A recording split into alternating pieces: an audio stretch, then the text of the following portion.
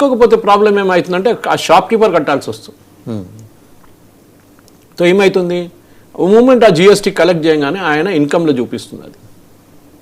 So GST వాళ్ళు వచ్చి అడుగుతారు, బాబు నీ జిఎస్టీ కట్టినావా లేదా, నువ్వు జిఎస్టీ కలెక్ట్ చేసావు కదా కస్టమర్ దగ్గర నుంచి, కలెక్ట్ చేసావా, కలెక్ట్ చేసావు, కట్టావా, ఎందుకంటే 45 రోజులు 30 రోజులు డెడ్ లైన్స్ ఉంటాయి దానికి, కట్టేసేయాల్సి వస్తుంది.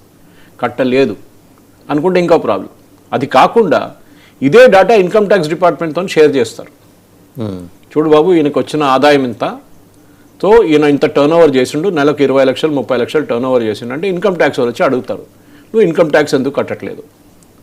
ఇది ఎప్పటి నుంచి స్టార్ట్ అయిందంటే వాసుదేవన్ గారు, మన యూపీఐ పేమెంట్ స్టార్ట్ అయినప్పటి నుంచి స్టార్ట్ అయింది ఇది. ఎందుకంటే మన బడ్జెట్ అర్థం చేసుకోవాలంటే ఇది అర్థం చేసుకోవాలి. ఎందుకంటే ఫస్ట్ క్రిటిసిజం ఇది, నేను దాంతోనే డీల్ చేస్తున్నాను. మన దేశంలో correct income tax bracket expand చేయాల్సిందే, దాంట్లో డౌటే లేదు. ఎందుకంటే మన ఇంటి పక్కన ఉన్న పాండబ్బా వాడు కానీ మన ఇంటి పక్కన ఉన్న పానీపూరి వాడు కానీ మనకన్నా ఎక్కువ సంపాదిస్తాడు, కానీ ట్యాక్స్ కట్టడు. కానీ యూపీఐ వచ్చిన తర్వాత ఏమైందంటే అందరూ వచ్చి యూపీఐ పేమెంట్లు కొడుతున్నారు. అది గూగుల్ పే ఉండొచ్చు, ఫోన్ పే, ఇన్ఎవిటబుల్గా ట్యాక్స్ కట్టే పరిస్థితి వచ్చింది. అప్పుడు ఏమవుతుంది, సాయంత్రం కాగానే అమౌంట్ ఎంత ఉందని బ్యాంక్లో వెళ్ళి పడుతుంది. బ్యాంక్ మేనేజర్ దాన్ని ట్రాక్ చేయాలని చెప్పి ఇన్కమ్ ట్యాక్స్ వల్ల రూల్ ఉంది. ఒక సర్టన్ అమౌంట్ కన్నా పైన ఒక డైలీ టర్న్ ఓవర్ ఉంటే వాళ్ళు ఇన్ఫార్మ్ చేయాల్సి వస్తుంది.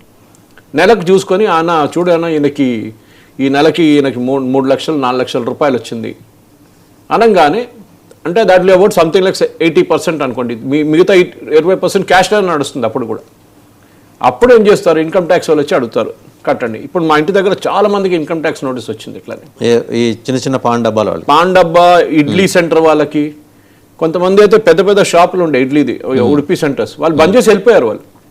ఎందుకంటే దీనికి ముందు ట్యాక్స్ కట్టుకుంటారు వాళ్ళు, అట్లానే వాళ్ళ మార్జిన్ పెరుగుతుండే అనమాట. సో ఈ పరిస్థితుల్లో వాసుదేవన్ గారు ట్యాక్స్ బ్రాకెట్ ఎక్స్పాండ్ చేయాల్సింది, దాంట్లో డౌట్ లేదు. ఐఎమ్ ఆల్ ఫర్ ఇట్, దాంట్లో డౌటే ఉండకూడదు. కానీ మనం అర్థం చేసుకోవాల్సిందంటే ప్రతి మనిషి మన దగ్గర ఉన్న భారతదేశంలో ఉన్న 100% పాపులేషన్ జిఎస్టీ కడుతున్నారు. ఎట్లా, మీరు వెళ్ళి ఒక సబ్బు కొనుక్కుంటే, మీరు వెళ్ళి నూనె కొనుక్కుంటే, మీరు వెళ్ళి ఒక మిరపకాయ ప్యాకెట్ తీసుకుంటే, మీరు వెళ్ళి పసుపు ప్యాకెట్ తీసుకుంటే, ఏదైనా కానివ్వండి, చింతపండు తీసుకుంటే, మీరు ఆ షాప్ నుంచి కొనుక్కుంటున్నప్పుడు దాని మీద జిఎస్టీ ఉంటుంది. షాప్ కీపర్ మీకు బిల్ ఇస్తాడో లేదో సంబంధం లేదు దానికి. ఓకే, పెద్ద పెద్ద షాప్లో బిల్ ఇస్తారు, చిన్న షాప్లో పాసిబుల్ కిరాణా కొట్లు వాళ్ళు ఇయరేమో, కానీ జిఎస్టీ కడుతున్నారు. సో మనం కూడా ప్రతి వ్యక్తి జిఎస్టీ కడుతున్నారు. దానికోసం చూడండి మనం ఎక్కడి నుంచి మొదలు పెట్టాం జిఎస్టీ కలెక్షన్ స్టార్ట్ అయినప్పుడు 45,000 50,000 కోట్లు ఉండే, 50,000 crores, 45 to 50,000 crores ఉండే ప్రతి నెల. ఇప్పుడు 2 లక్షల కన్నా ఎక్కువ అయిపోయింది. ఎట్లా వచ్చింది అంత అమౌంట్ ఎగ్జాక్ట్లీ ఎక్కడ? దీనికన్నా ముందు ఏముండే పేరు దాన్ని సర్వీస్ ట్యాక్స్, సేల్స్ ట్యాక్స్, అది కాకుండా మిగతా ట్యాక్స్లు, వాల్యూ యాడెడ్ ట్యాక్స్, ఇట్లా ఒక 2-3 ఉండేది, 2-4 పేర్లు పెట్టేసి ట్యాక్స్ కలెక్ట్ చేస్తుండే. ఎప్పుడు కట్టకపోతుండే, అటు కట్టాడు. ఎందుకంటే టర్న్ ఓవర్ చూపించాడు, క్యాష్లో కొనుక్కుంటాడు, క్యాష్లో అమ్ముతాడు, no trace of the money అన్నమాట. సో గవర్నమెంట్కి మనం ఒక బడ్జెట్ తయారు చేస్తున్నాం, మన ఇంట్లో మన ఇల్లు ఎట్లా నడిపిస్తాం, ఒక హోమ్ మేకర్ స్పెషల్లీ. ఎందుకంటే ఇప్పుడైతే even men folk are involve, మగవాళ్ళు కూడా ఇన్వాల్వ్డ్ ఉన్నారు హౌస్ నడిపించడం, ఇల్లు నడిపించడం. కానీ నెలకు 1,00,000 రూపాయలు జీతం ఉందనుకోండి, 1,00,000 రూపాయల జీతంలోనే బతకాలి మనం.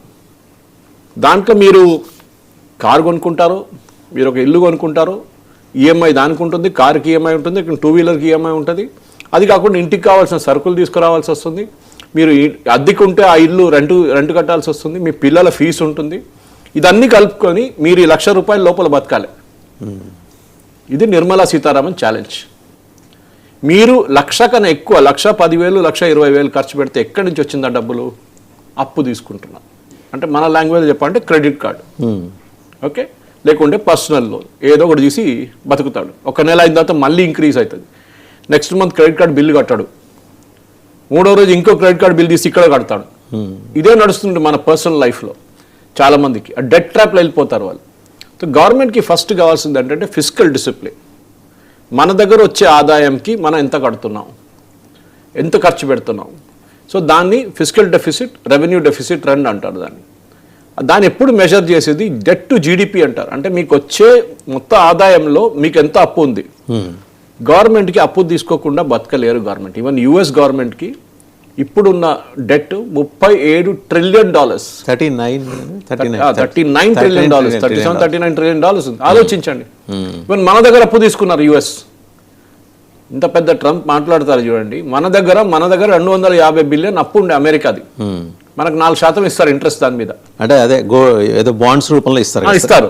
దాంట్లో మనం ఇప్పుడు 50-60 వేలు రిడీమ్ చేసుకున్నాం. ఎందుకంటే రేపు తెలియదు కడతాడో లేదో ఇస్తాడో లేదో డబ్బులు అని చెప్పేసి.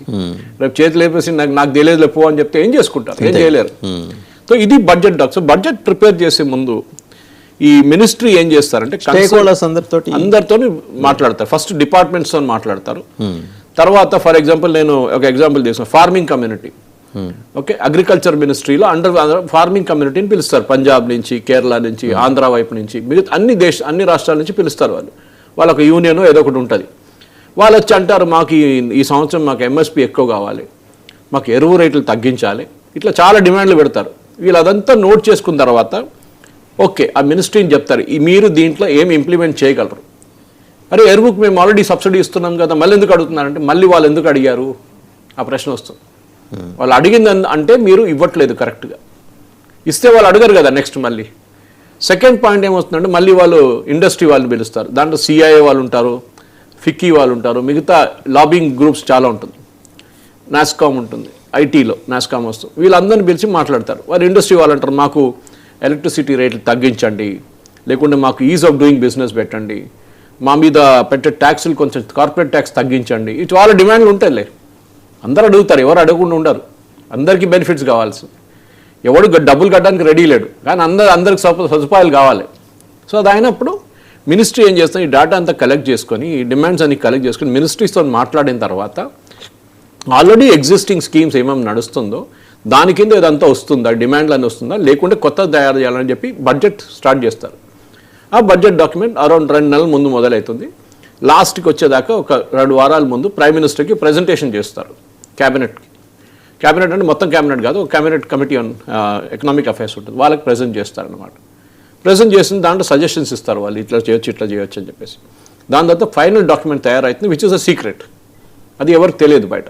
అది సౌత్ బ్లాక్ స్టేక్ హోల్డర్స్ తోటి మాట్లాడతారు, పాయింట్స్ నోట్ చేసుకుంటారు. అయిన తర్వాత సమింగ్ అప్ అంతా అయిపోయిన తర్వాత మాత్రం వాళ్ళకేం ఇన్ఫర్మేషన్ ఉండదు, ఏముండదు. దాని తర్వాత హల్వా సెరమనీ ఉంటుంది. వాళ్ళ ఒక రూమ్ లో 30 మందిని బంద్ చేసి, ఒక రూమ్ కాదు పెద్ద ఒక ఫ్యాక్టరీ లాగా ఉంటుంది, హాల్ లాగా. దాంట్లో ప్రింటింగ్ ఫెసిలిటీ ఉంటుంది. ఇప్పుడు ప్రింటింగ్ చాలా తగ్గిపోయింది, ఎందుకంటే మొత్తం అన్ని పీడిఎఫ్ ఫార్మాట్లో ఇచ్చేసి డిజిటల్ ఇచ్చేస్తున్నారు వాళ్ళు. సో వాస్తవం గారు ఇదంతా అయిన తర్వాత ఫైనాన్స్ మినిస్టర్ స్పీచ్ ఉంటుంది.